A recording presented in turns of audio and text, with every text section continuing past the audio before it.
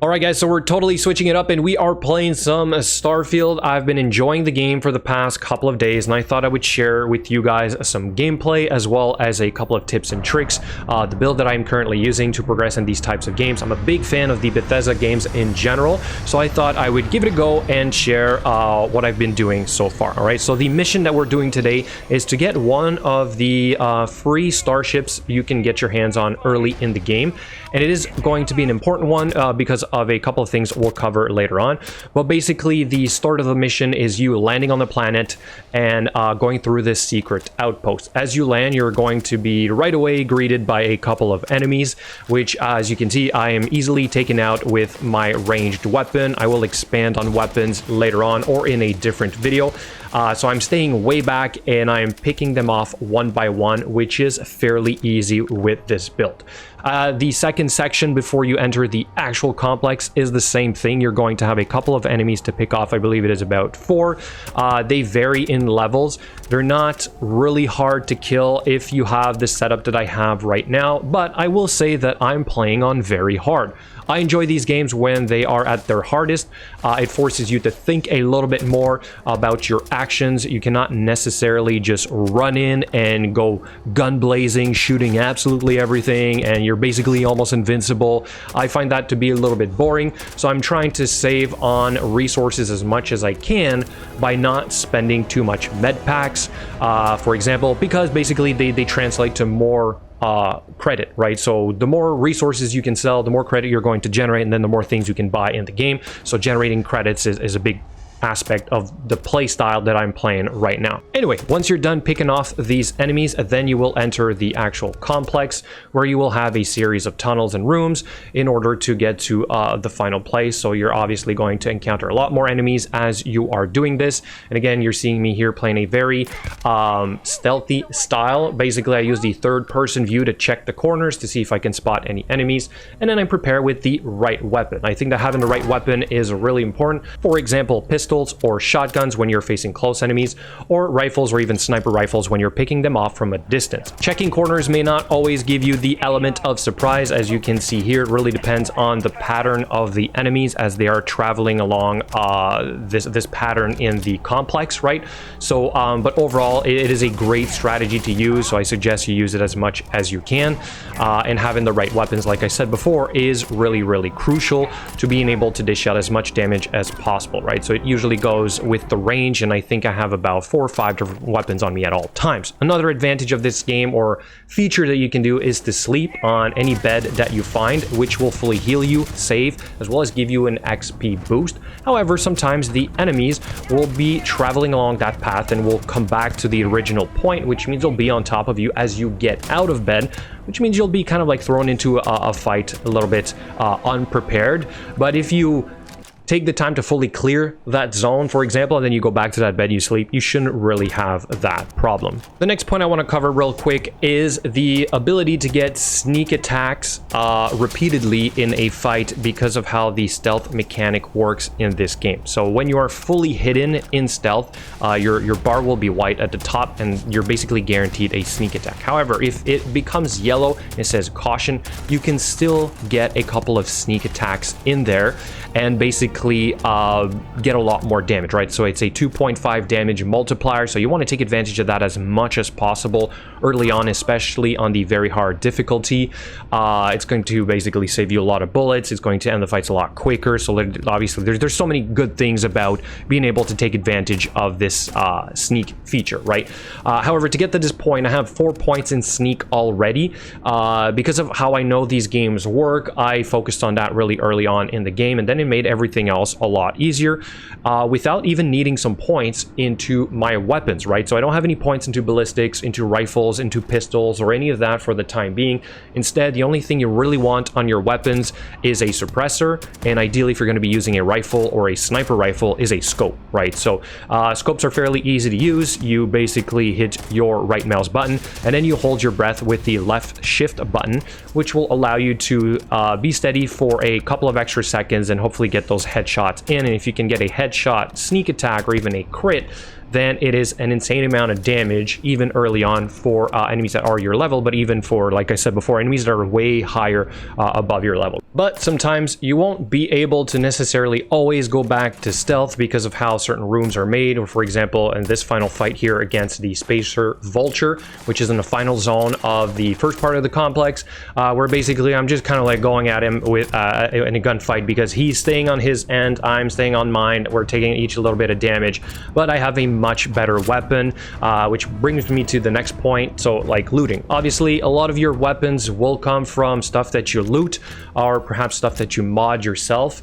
However, I found that modding in this game will require a lot of skills, and you can find something that already has higher level mods or mods that would otherwise be locked behind skills for you, but they are really strong, right? So you end up having some pretty good weapons from either, like I said, the looting, or even some of the unique ones that are available early in the game. So without disclosing too much information, there are plenty of websites already out there that explains where some of these unique weapons can be gathered, and I do use some of them. In fact, two that I kind of highly recommend, but I will go over that in a totally separate video.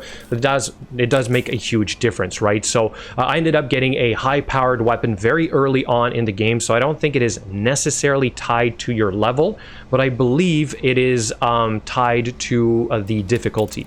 So if you play on very hard, you will have a better chance at finding some rare or even legendary weapons. So I suggest that, like I said, if you can, do take on the very hard difficulty. You might just enjoy your playthrough a little bit more. Next point I want to talk about is lockpicking. So lockpicking, in like all the other Bethesda games, whether it be Elder Scrolls or Fallout or now Starfield, is a mini game in its own.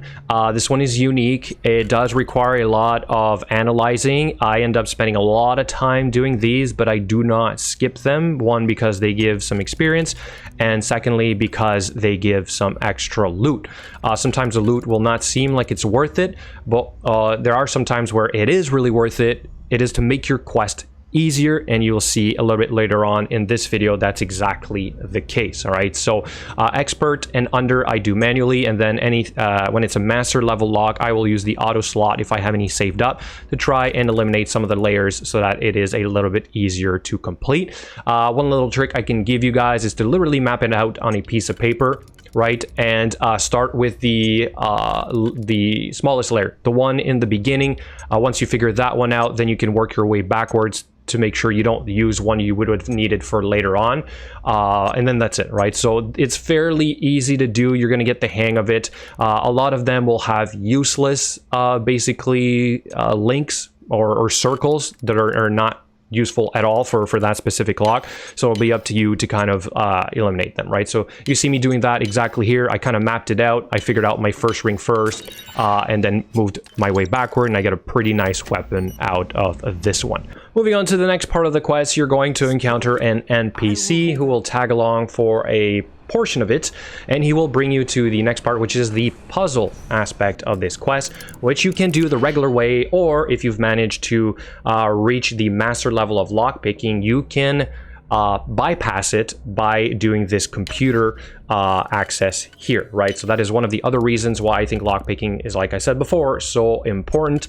But if you don't do that, the game will give you a couple of clues here and there on how to get through the puzzle portion of the quest, and you will encounter a lot of these in your playthrough on Starfield.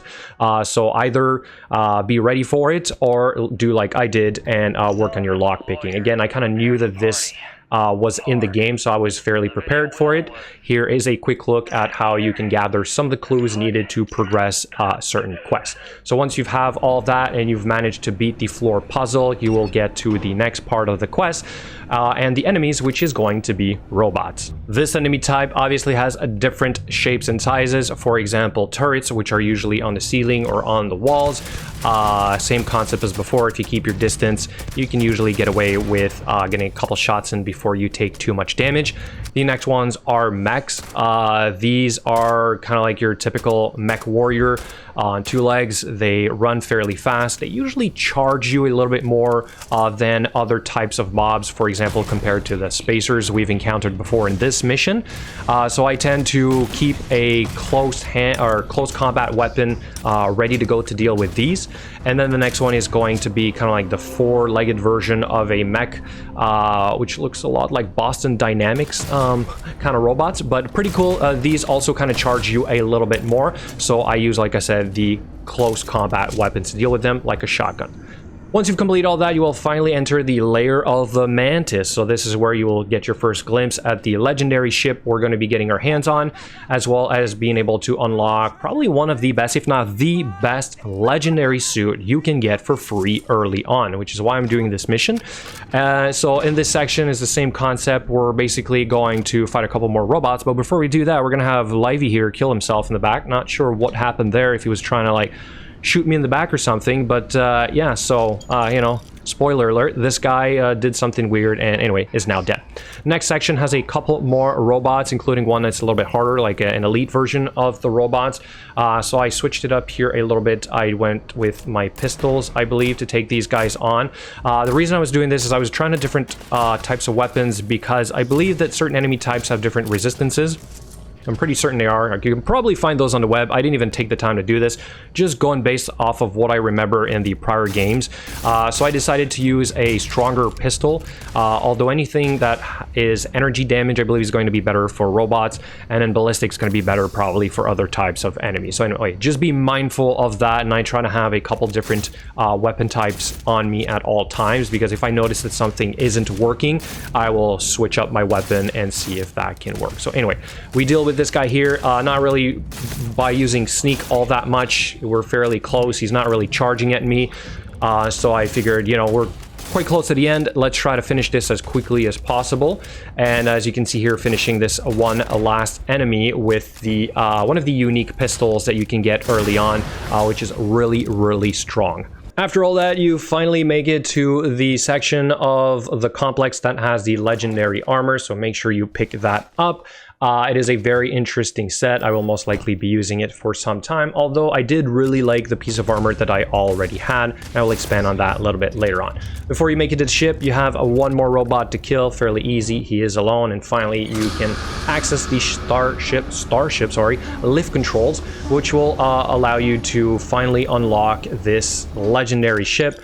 I say legendary, but mainly because it has one special feature, which I can now tell you, is that it has a shielded cargo, which is going to be crucial for you to be able to carry around and sell contraband, right? So there's no easy way to get a shielded cargo unless you join one of the pirate factions or the pirate faction. And I wasn't ready to do that, or I didn't want to commit to that faction, because then you will lock yourself out of some of the other factions. So instead, I went for this ship instead, and I'll be using it for exactly that. I may use it for some time as well, because it's a little bit better than the starter ship, but that is the main reason why I wanted this. Okay, so we got a legendary armor, and now we've got this ship here for free with the shielded cargo, which we'll be able to take advantage of early on in the game. So that's the gist of it. Hopefully you guys have learned something. Hopefully you've enjoyed the video. Do let me know what you think in the comment section below. Thank you so much for watching, and I'll see you guys in the next one.